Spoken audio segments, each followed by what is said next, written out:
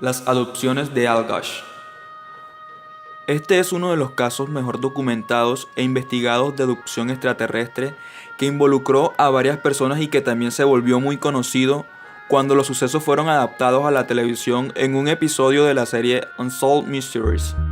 4 personas fueron involucradas en la adopción mientras se encontraban pescando en el río Allgash, en lo que se proponía ser una velada de relajación y contacto con la naturaleza, pero terminó convirtiéndose en una pesadilla. Las consecuencias en los 4 abducidos incluyen aterradoras pesadillas protagonizadas por extraños seres de alargadas cabezas y ojos brillantes. Kelly Cahill. 3 hijos se dirigían a su hogar luego de visitar a unos amigos. Su viaje se vio repentinamente interrumpido con la aparición de unos seres extraños. Seres que ocupaban un lugar físico, pero que carecían de color tal como lo conocemos. Según lo que recordó Kelly Cahill después, eran criaturas de color negro, pero dado por una aparente ausencia de toda materia en su espacio físico, algo que la protagonista describía como una ausencia de alma. Roswell, el día en que Estados Unidos capturó un ovni y extraterrestres. Considerado por muchos ufólogos como el acontecimiento más importante de la historia de los ovnis, el caso Roswell ha hecho correr ríos y ríos de tinta y ha detonado muchas historias de verdades, mentiras y desmentidos. La historia comienza oficialmente el 4 de julio de 1947, cuando varios granjeros de la localidad de Roswell, Nuevo México, aseguraron haber escuchado en la noche, durante una tormenta, una fuente de explosión, aunque el sonido era completamente diferente al de un relámpago. Al día siguiente, Gerald Anderson, un niño de 5 años que se encontraba junto a su padre, su hermano y un primo paseando por un desértico lugar llamado Planicies de San Agustín, se fijó en un objeto que emitía reflejos de luz, como a unos 100 metros de donde estaban. El caso Roswell ha sido fuente de inspiración para muchos temas relacionados con ovnis. El sujeto relata: cuando nos acercamos nos encontramos con un objeto plateado y circular. Este estaba como clavado en un ángulo de la tierra. A su alrededor había vegetación quemada, arbustos que todavía ardían y 2 o 3 árboles que habían sido como cortados en 2. Aquí se estrelló algo, dijo mi papá. No sé si un dirigible o algo así. En esos momentos ya estábamos como a unos 20 metros del artefacto y allí fue cuando mi hermano gritó: esto es una nave espacial, son marcianos. Entonces sentí mucho miedo, sobre todo cuando vi 3 pequeñas criaturas tendidas en el suelo, junto al disco volador. Otra estaba sentada. El que estaba sentado se puso de pie y aparentemente estaba ayudando a los demás. Al vernos se asustó y comenzó a retroceder, presa del pánico. Cuando alguien se movía, la criatura se espantaba y retrocedía y levantaba sus manos al unísono, como temerosa de que le hicieran daño. Parecía estar bien, aunque había un par de roturas en su uniforme. En cambio, sus compañeros estaban visiblemente heridos y sus uniformes estaban destrozados. Sin embargo, no vi nada que pareciera sangre. Toqué a una de las criaturas y no se movió. Recuerdo haber puesto mi mano contra el disco y noté que su superficie estaba fría, como si algo dentro estuviera refrigerado. Como estábamos debajo del sol ardiente en medio de un desierto, lo normal es que hubiese sido que el aparato caído tuviese altas temperaturas, pero no fue así. Anderson agrega que en el momento que llegaron al lugar, un grupo de estudiantes universitarios y su profesor se encontraban realizando una excavación arqueológica cerca de allí. El profesor trató de comunicarse con los extraterrestres sin éxitos. En ese momento llegó el ejército y empezó el terror. Nos rodearon a todos y nos apartaron con la culata de sus fusiles, ordenando que no abriéramos la boca. En pocos minutos aquello pareció una invasión. A papá le dijeron que si hablábamos ese episodio con alguien, nos enterrarían vivos en el desierto. Mientras nos marchábamos en el auto, vimos cientos de soldados en camiones y a pie, y aviones que habían aterrizado en la ruta. Luego, en el caso de Roswell, se conoce que hubo una autopsia y un encubrimiento. Glenn Dennis, trabajador de la funeraria de Roswell, asegura que ese día recibió una llamada telefónica en la que alguien le preguntó sobre las formas más adecuadas de preservar cuerpos que han estado en descomposición, y para saber si también poseía algún ataúd herméticamente sellado, del tamaño de un niño. El mismo día, Dennis agrega que posteriormente, una amiga, una joven enfermera del club de oficiales de Roswell, le reveló que había sido llamada para asistir a 2 doctores haciendo las autopsias de unos seres pequeños de cabeza calva y desmesuradamente grandes, cuyos cuerpos eran extraños y no humanos. Tenían la piel gris marrón, hendiduras u orificios como nariz, orejas y boca, y 4 finos dedos sin pulgar. Dennis no volvió a verla más, ya que fue transferida a Inglaterra pocos días después. Cuando trató de ponerse en contacto con ella por vía epistolar, sus cartas le fueron devueltas con el sello difunta. En la mañana del 7 de julio, se asegura que los supuestos cuerpos de los extraterrestres y partes de la nave accidentada fueron enviados por aire, en un avión B-29, en una base militar en Ohio. El 8 de julio, el oficial de prensa de las bases de las Fuerzas Aéreas estadounidenses en Roswell lanzó la que amenazaba con ser la noticia más importante del siglo.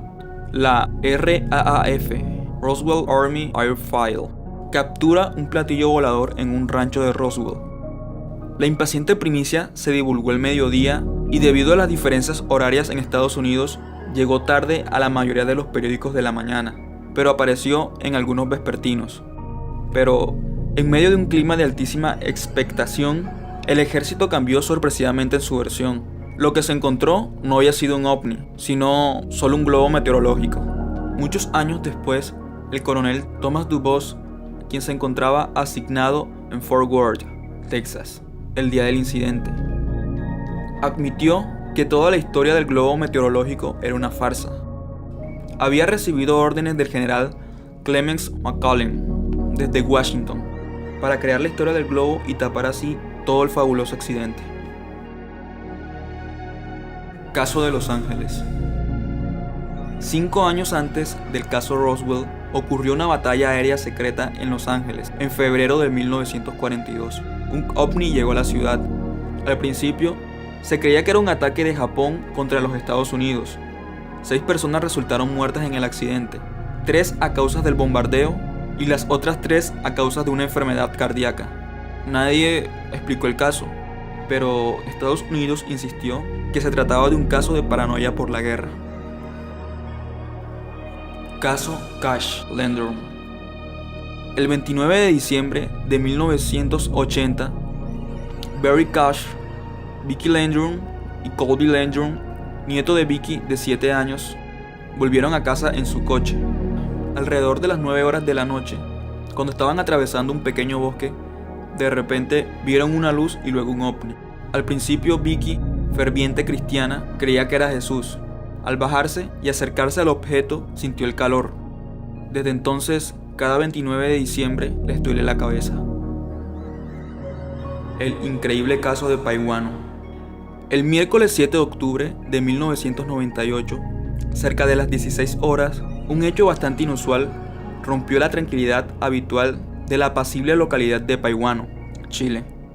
Varios lugareños, entre los que se encontraban campesinos, profesores, dueñas de casa y funcionarios municipales, fueron testigos de un choque de un objeto volador no identificado, de color plateado, con una de las laderas del Cerro de las Mocayas. Según el relato de estas personas, el objeto se habría partido en 2, quedando una parte en la cima, mientras la otra caía a unos pocos metros más abajo. El objeto era algo muy parecido a un disco metálico, un brillo metálico muy intenso.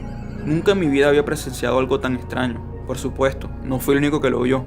Mucha gente también presenció lo mismo, relató en su momento Raúl Flores, un vecino cuya casa estaba enclavada en los pies mismos del Cerro de las Mocayas.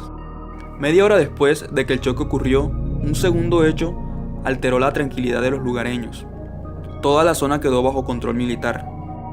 El relacionador público de la municipalidad de Paiwano, que pretendía comentar el accidente del choque en una conferencia de prensa, recibió también un llamado de un presunto funcionario de la NASA, que, en un español muy deficiente, le rogó que cancelara la conferencia y que no entregara ninguna información. El alcalde accedió a la petición a la espera de recabar más antecedentes. Los antecedentes, como era de esperarse, jamás llegaron.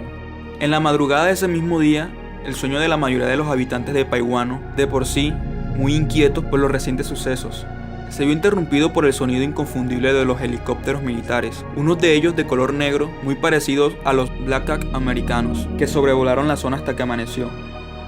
Al día siguiente, un taxista que transitaba por los alrededores en busca de pasajeros aseguró a sus coterráneos que había visto 3 camiones verdes que, circulando por una vía alternativa, arrastraban una gran rampa.